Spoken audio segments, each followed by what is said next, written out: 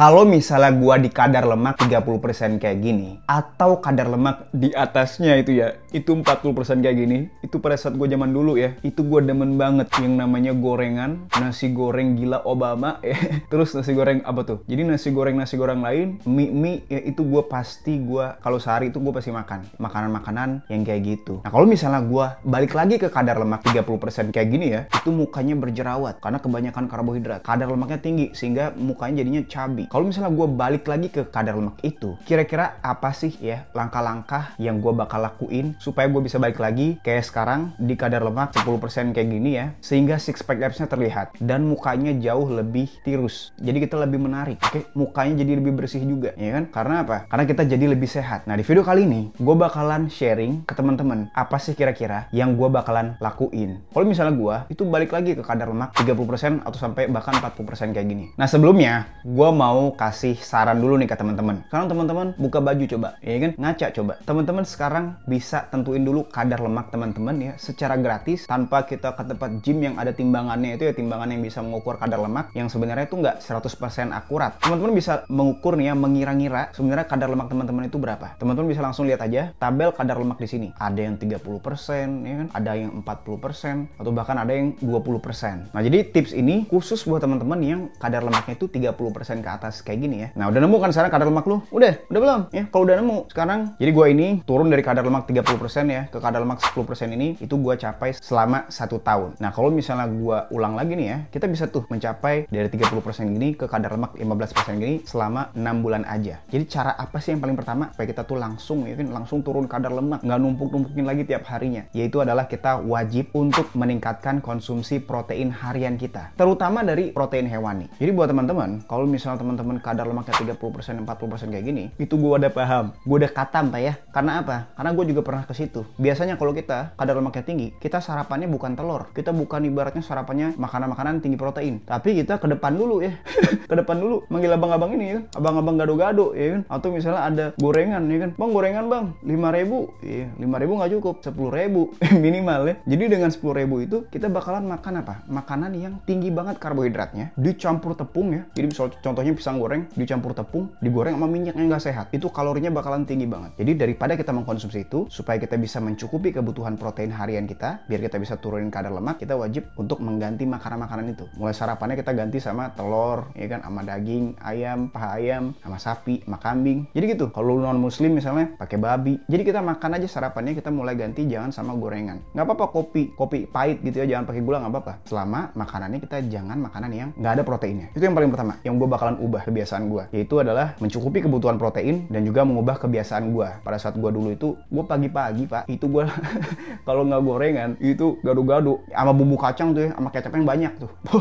Itu gue nggak bakal turun kadar lemaknya kalau gue makan kayak gitu tiap hari. Karena apa? Karena kita sama-sama tahu ya, kalau kita mau turunin kadar lemak, kita wajib untuk berada di dalam keadaan kalori defisit. Kalori defisit itu kita mengkondisikan tubuh kita itu dia mengeluarkan energinya lebih banyak dibandingkan dengan kita mengkonsumsi energi itu, yaitu dari makanan. Kenapa kita naikin protein? Supaya nanti ada yang namanya prinsip atau konsep thermogenic effect of food. Efek termogenik dari makanan ini, terutama dari protein ini ya, kalau teman-teman bisa lihat di layar ini, kalau kita mengkonsumsi protein, kita bakalan membutuhkan 30% dari total kalori protein itu kita bakalan gunain untuk energi, sehingga otomatis apa? Kita bakalan mengeluarkan energi lebih banyak lagi padahal kita nggak olahraga, oke? Karena kita mengkonsumsi protein yang banyak. Nah, sekarang langkah yang kedua ya, yaitu gua bakalan maksimalin alat-alat dapur gua.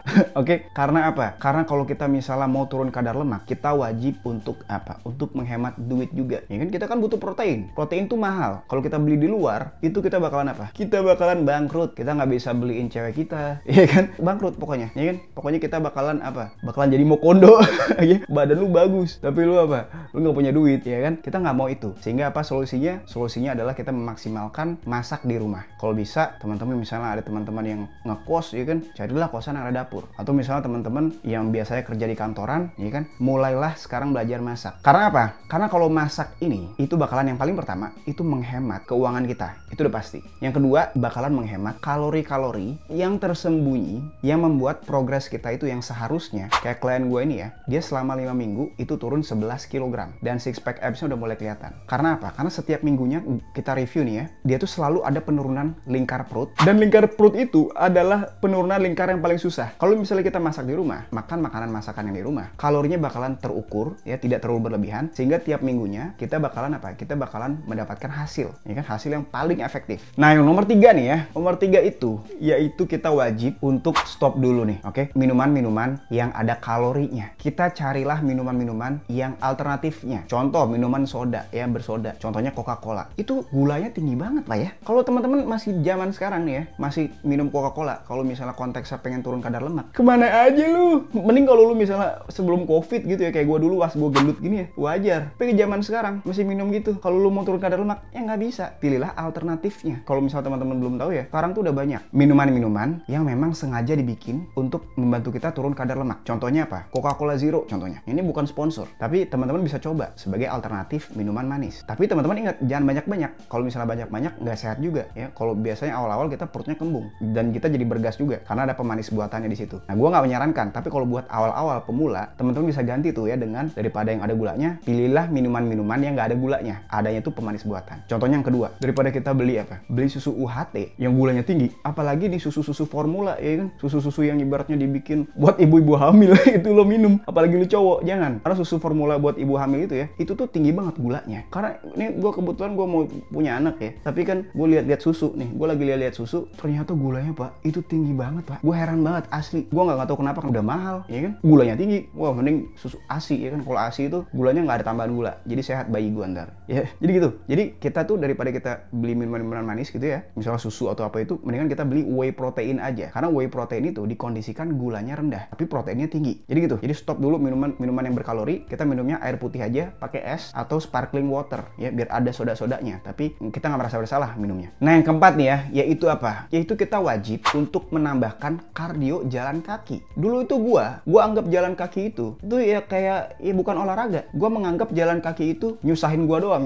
Ya kan? Gua mau ke Indomaret, mau ke Alfamart, ngapain jalan kaki? Mending naik motor, atau mending gua naik Gojek atau naik Grab ya. Pantes aja gua gendut dulu karena gua males banget jadi orang. Jadi kita wajib untuk mulai menggunakan kaki kita, Pak ya. Mulai menggunakan energi kita sendiri dibandingkan dengan energi di bensin itu, atau ibaratnya energi di motor itu ya. Jadi kita mulai spending waktu setidaknya, kalau 10.000 langkah itu adalah kalau kita jalan biasa, jalan cepat ya, itu kira-kira waktunya 1 jam 20 menit. Kalau misalnya teman-teman obesitas banget, kadar lemaknya 40% gini ya, apalagi beratnya 120 kilo, jangan lari, jalan kaki aja, dan mulai dari 5.000 langkah. Ke 5.000 langkah aja, itu 4 km. Teman-teman jalan aja tiap hari, gua yakin dalam waktu seminggu itu turun berat badan dan lingkar perut bakalan turun. Badan jadi lebih enteng. Jadi itu yang nomor 4, yaitu jalan kaki. Itu gua dulu itu sangat-sangat apa ya? Sangat-sangat goblok ya kalau Karena apa? Karena sekarang gue bersyukur. Gue untuk mempertahankan kadar lemak kayak sekarang ini ya, yang kayak di foto ini, di video ini, itu gue wajib untuk jalan kaki. Karena kalau enggak, itu gue bakalan apa? Bakalan lebih gampang tuh menumbuhkan lemaknya. Untuk punya kadar lemak yang rendah 15% ke 10% gini, gue nggak bisa akan lebih mudah lagi untuk mempertahankan kadar lemak itu. Pasti susah. Kalau misalnya gue nggak jalan kaki, pasti gue bakalan tersiksa di mana? Di dietnya. Tapi kalau kita misalnya udah terapin nih jalan kaki, kita nggak apa-apa. Dietnya itu ibaratnya seminggu sekali cheating, nggak apa-apa. Karena kita udah menerapkan jalan kaki tadi ya, pola hidup yang sehat itu. Jadi kita bakalan tetap kadar lemaknya segitu-segitu aja, 15% aja, dan six packnya tetap terlihat sepanjang tahun. Nah, yang kelima nih ya, buat teman-teman yang pengen badannya itu ibaratnya lean, seksi, menarik, ya kan? Tapi nggak mau cungkring. Gue juga nggak mau cungkring. Ntar gue dijauhin sama cewek-cewek, ya kan? Ntar gue disuruh makan. Karena apa? Karena kalau kita misalnya kelihatan cungkring, pasti nggak kelihatan kayak nggak sehat, oke? Nggak ada ototnya. Sehingga kita wajib, yang nomor 5 ini ya, pada saat kita pengen menurunkan kadar lemak, kita wajib juga untuk melakukan latihan beban. Terutama kalau kita misalnya kadar lemaknya sudah rendah banget, sudah di kadar lemak skinny fat ya, yang 20% kayak gini. Oke, kita wajib untuk menerapkan latihan beban. Kalau misalnya teman-teman 40% atau 30% gini, nggak mau latihan beban, nggak apa-apa. Turunin dulu terus, turun kadar lemaknya terus, dengan pengaturan pola makan dan jalan kaki ini, sampai ke 20% gini, nanti baru latihan beban, itu nggak apa-apa juga. Tapi lebih baik kita dari awal nih, ngumpulin ototnya. Sehingga pada saat kita sudah di kadar lemak 15% atau 10% bahkan kayak gini ya, itu ototnya udah jelas. Kita lebih kelihatan lebih gede badannya. Jadi gitu. Jadi yang kelima adalah mulailah latihan beban sedini mungkin. Intinya sedini mungkin maksudnya selagi kita lagi program nih ya, penurunan kadar lemak, latihan beban tuh wajib. Nah, kalau misalnya teman-teman bingung nih, makannya apa bang? Gue sekarang pokoknya pengen banget turun kadar lemak. Gue udah capek bang hidup sendiri bang. Udah nggak ada yang mau sama gue bang.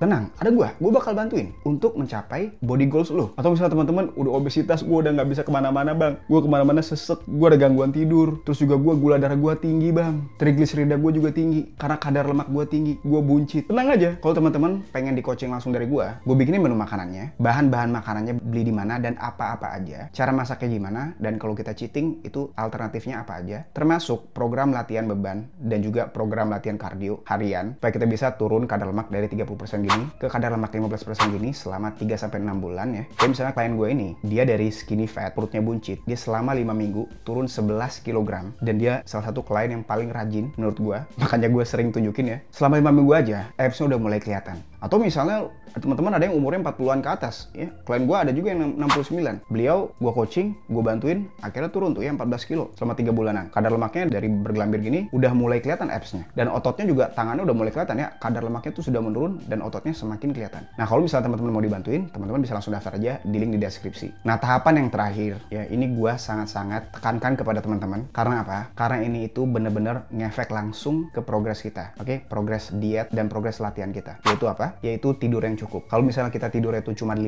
jam, kita bakalan menurunkan hormon testosteron kita sebanyak 15%. Artinya apa bang? Artinya kalau kita menurunkan hormon testosteron, yang pertama kita bakalan bakar lemaknya tuh lambat. Kita bakalan menua ibaratnya. Kalau di studi ini bilang menua selama 10-15 tahun. Oke, kita nggak mau itu. Sehingga kita wajib tidur itu 7-8 jam. Selain itu juga kalau tidurnya kita nggak cukup, kita bakalan lapar pagi-paginya dan pengen craving yang manis. Jadi kita wajib ya untuk menjaga tidur kita 7-8 jam. Nah jadi segitu aja ya video dari gua. Semoga teman-teman yang pengen memulai journey menurunkan kadar lemak dari misalnya obesitas, kadar lemaknya tinggi, bisa juga nih, bahkan kayak follower kita yang lain ya, teman kita ini dia cuma nontonin video gua doang dan ngelakuin tuh ya tips-tips dari gua, itu turun sebanyak 28 kilo selama 3 bulan. Dari 40% kadar lemaknya udah ke 20%. Tapi dia ngelakuin yang namanya carnivore diet. Kalau teman-teman juga pengen ngelakuin carnivore diet, teman-teman bisa tonton video yang ini ya. Menurut gua itu adalah diet yang paling efektif untuk menurunin kadar lemak. Jadi semoga dengan video ini teman-teman terbantu dan teman-teman punya gambaran apa yang harus teman-teman lakuin. Mulainya itu dari mana? Ya dari sini, dari nontonin dan subscribe channel ini. Oke, jangan lupa juga like video ini kalau teman-teman suka ya. Kalau nggak suka, jangan dong. Oke, segitu aja video dari gua. Semoga bantu.